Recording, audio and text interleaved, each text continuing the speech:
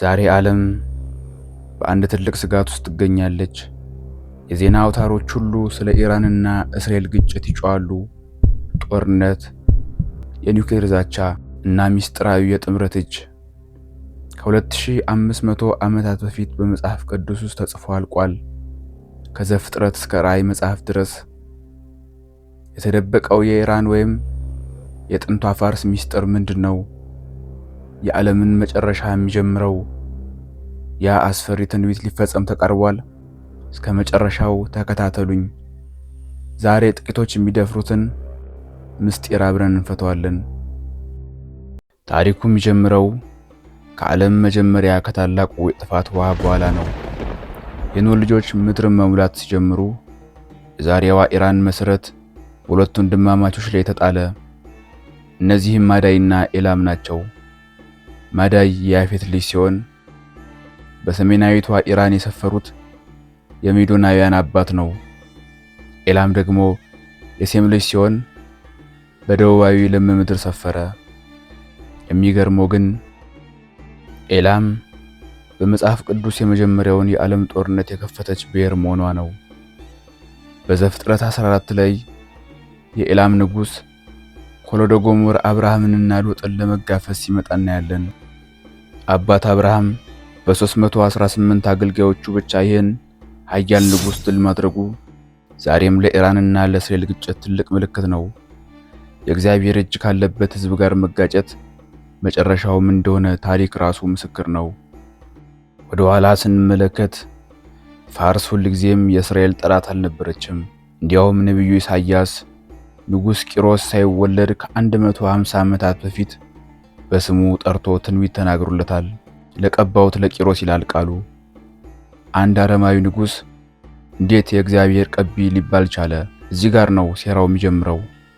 ፋርስ እስራኤልን ከባቢሎን ቀንበር ነፃ ለማውጣትና የኢየሩሳሌምን ቤተ መቅደስ ለመገንባት በእግዚአብሔር የተመረጠች መሳሪያ ነበረች።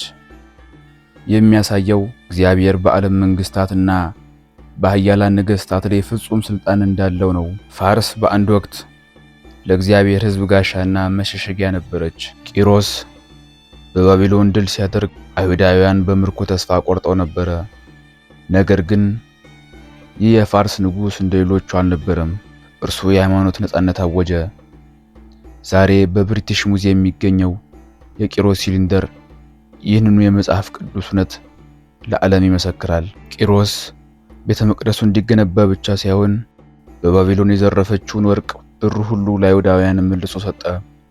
በዚያ ዘመን ፋርስ ለእግዚአብሔር ሕዝብ እንደ እናትና እንደ ጠባቂ ነበረች። ይህ ታሪክ ዛሬ በኢራንና በእስራኤል መካከል ካለው ጥላቻ ጋር ሲነጻጸር ትልቅ ትምህርት ይሰጠናል። አሁን ደግሞ ከሰው ዓይን የተሰወረውን መንፈስ የዓለም መጋረጃ እንግለጠው። በዳንኤል 10 ላይ አንድ የሚያስደነግጥ ታሪክ እናገኛለን። ነቢዩ ዳንኤል ስለ ሕዝቡ መጨረሻ ለማወቅ ለ21 ቀናት በጾም ሲማጸን አንድ ብርሃናዊ መልአክ ተገለጠለት።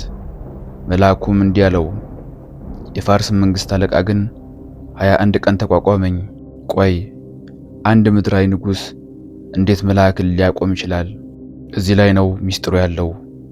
መጽሐፍ ቅዱስ የሚናገረው ስለ ምድራዊ ንጉሥ ሳይሆን በፋርስ ወይም በኢራን ላይ ስለተሾመው ክፉ መንፈሳዊ ኃይል ነው።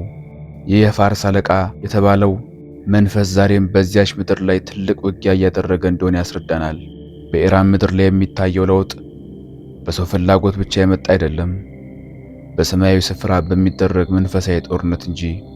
ይህን ምስጢር ስንረዳ ዛሬ የምናየው ሽኩቻ ሁሉ ትርጉም ይሰጠናል። ወደ ዛሬዋ ኢራን፣ ወደ ጥንቷ ሱሳ ከተማ እንሂድ።